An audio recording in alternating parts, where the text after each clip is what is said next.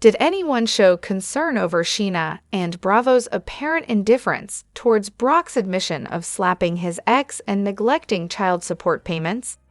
Was anyone else appalled by Bravo's failure to investigate this matter?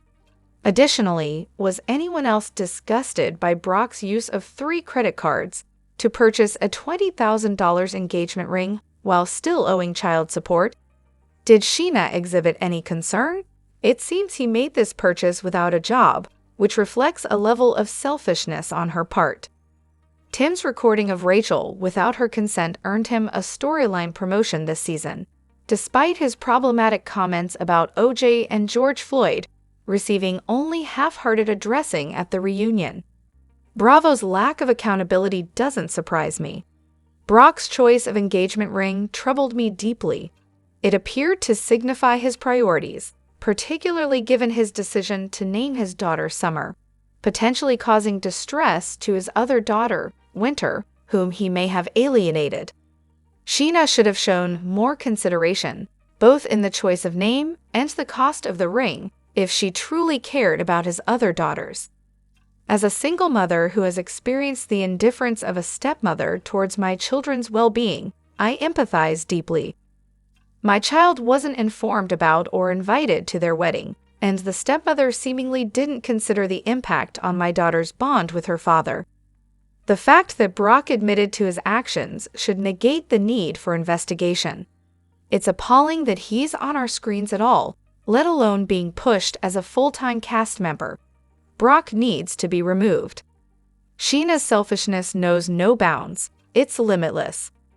Technically, Brock explained to Andy during the reunion that he couldn't use credit cards for child support payments, hence the use of credit for the ring. Hello everyone, welcome back to my channel, Spill Chronicles. It's me, Ramona, here. I hope everyone is having a wonderful day. Keep watching, so let's dive into today's video. On the other hand, no one requested this. Scheana is hoping to cash in on that "send it to Daryl" dollar, as seen on Tasty_reality. The VPR cast, including the Toms, Scheana, Brock, and Lala, are so anxious about becoming irrelevant during this hiatus that they're scrambling for any quick win they can find. You'll probably find these items on eBay labeled "Sent it to Darrell" for 75 cents. In fairness to Schwartz, I organized bar crawls sporadically throughout my 20s and had a fantastic time, earned good money, and forged the strongest friendships and connections of my life. It's a bit more melancholy when it's a 40-year-old former model turned reality star. There was a recent post discussing why she's never been the lead of a season, with many attributing it to her cringeworthy behavior. This situation perfectly embodies that sentiment.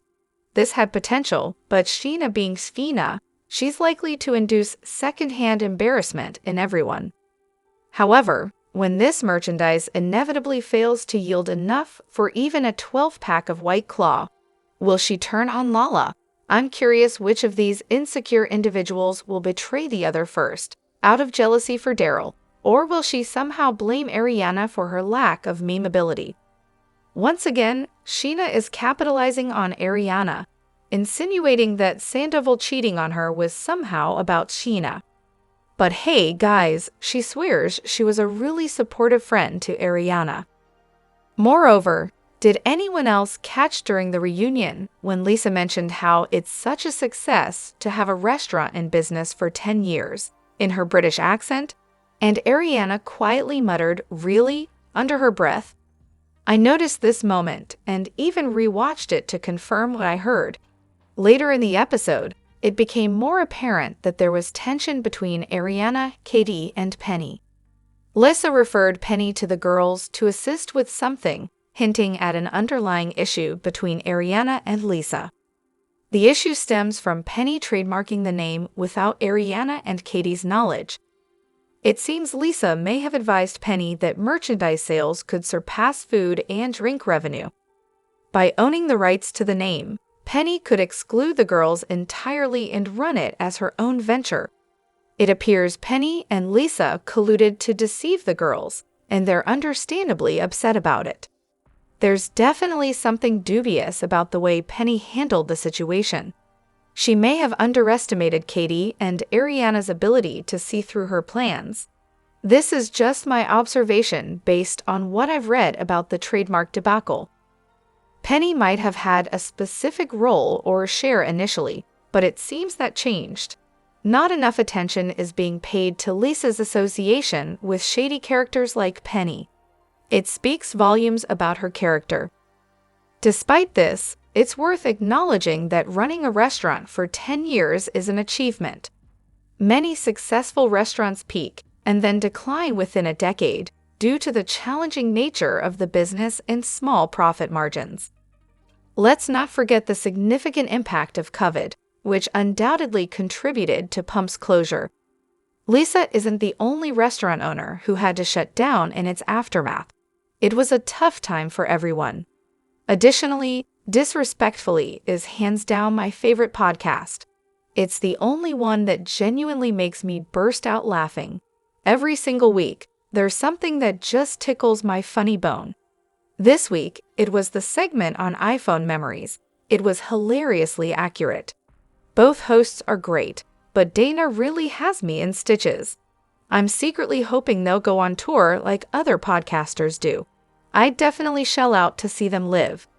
I totally agree. I'm a huge fan too, and I love that it's not solely focused on VPR. It's refreshing to see Katie in a different light outside of the Bravo context. I've also found We Signed an NDA surprisingly engaging. It's much more interesting than I initially anticipated. There are parts of the podcast that I enjoy, but I'm not a fan of Katie's soft mumbling, especially when I'm listening in the car and can't quite catch it. Then when I adjust the volume, Dana ends up being too loud, and sometimes Katie suddenly gets louder again, making it a bit frustrating to listen to. I was just tuning in to the anger episode, and it felt a bit all over the place. Hopefully, that's just a one-off. However, in episode 1 of the reunion, there's a moment about 3 minutes in where they discuss the Lego portrait of Ariana and Tom. Scheana interrupts, exclaiming, "Wait, we never saw what I did to that." Her reaction suggests she's done something significant, leading me to assume she might have rearranged the Legos to remove Tom or something dramatic like that. However, all she does is put a blanket over it.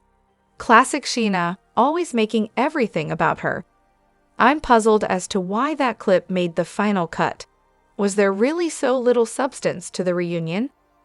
Personally, I didn't expect Scheana to do anything to the Lego because I assumed the bricks were glued down. Plus, I heard that the artist offered to rearrange it for Ariana for free, so I didn't think Scheana would add anything or risk damaging it. Even with my expectations set low, it was underwhelming. I wonder if production felt the need to show Scheana doing something nice for Ariana after the fan reaction to the season. I think the Lego portrait is stunning, which might explain why it's still up. Perhaps both Ariana and Tom enjoy seeing themselves in such a unique form. It's just a guess, but they should consider auctioning it. I bet it would fetch a hefty sum. However, I thought the artist was going to remove Tom from the portrait. On the other hand, during the side conversation between Lala and James, they were mocking the Tom brand. As recently as last year, I was convinced that James and Lala were meant to be together. However, upon reflection, I realized James deserves someone better, like Ally. No one has managed to obliterate all the public goodwill they once enjoyed as swiftly and thoroughly as Lala has. I noticed that too. James can be quite amusing when he wants to be. As for the Tom brand, it seems to have lost its luster. After the scandals and revelations about the Tom's true characters, they no longer appear as the entertaining, fun-loving guys we once knew. Instead, they come across as emotionally stunted individuals with little regard for women, possibly never having had any genuine respect in the first place. Now, they seem more like two immature guys who failed to mature. It's clear they're no longer suitable candidates to anchor a show. Additionally, listening to Lala's audiobook out of curiosity, She recounts how none of the girls on her basketball team liked her and ostracized her, echoing a similar dynamic with the girls at SUR. It seems like a recurring pattern. In my experience, when a woman consistently struggles to get along with other women, it often indicates a deeper issue. When women claim that other women never like them, it tends to point back to them being the root of the problem. Always. The same goes for those who insist that most of their friends are men because they just get them. Personally, I'm wary of women like that, as they often engage in gossip and lack loyalty.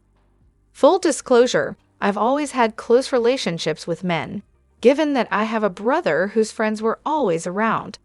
This actually made me crave female friendships even more. Moreover, as I delve into Season 6, I can't help but wonder about Lisa's intentions with Tom. Approaching this with a hint of cynicism and skepticism toward what's being presented, it's hard to fathom why Lisa Vanderpump would suddenly decide that Tom Sandoval was such an outstanding bartender that she just had to go into business with him, especially alongside his less esteemed friend. Could it be that Lisa wanted a restaurant more closely tied to the show? Perhaps she envisioned some of the cast becoming the faces of a new venture, and thus chose the Toms for that role. Or am I being overly skeptical, and the narrative they're presenting is indeed what everyone agrees upon? I definitely lean towards the idea that it was show-related. It seems like they were trying to keep up with the evolving dynamics of the show and its characters. Rather than just having bartenders and waitresses, they wanted to introduce bar owners, giving the boys a small percentage and creating an entire storyline around it. Certainly, part of it was for the sake of storyline development. However, it's worth noting that during that time, for whatever reason, those guys were fan favorites. Lisa likely saw an opportunity to capitalize on their popularity. While it worked for a while, she probably didn't anticipate the risks involved in making them the faces of a bar. Lisa has always had a somewhat laissez-faire attitude of boys will be boys. It's doubtful she ever imagined their actions would generate such significant backlash. Drop your thoughts in the comment section below. Do you agree or disagree? Don't forget to like, subscribe, and hit the notification bell for more updates. Your opinions matter, and I will see you in the next video. Thank you.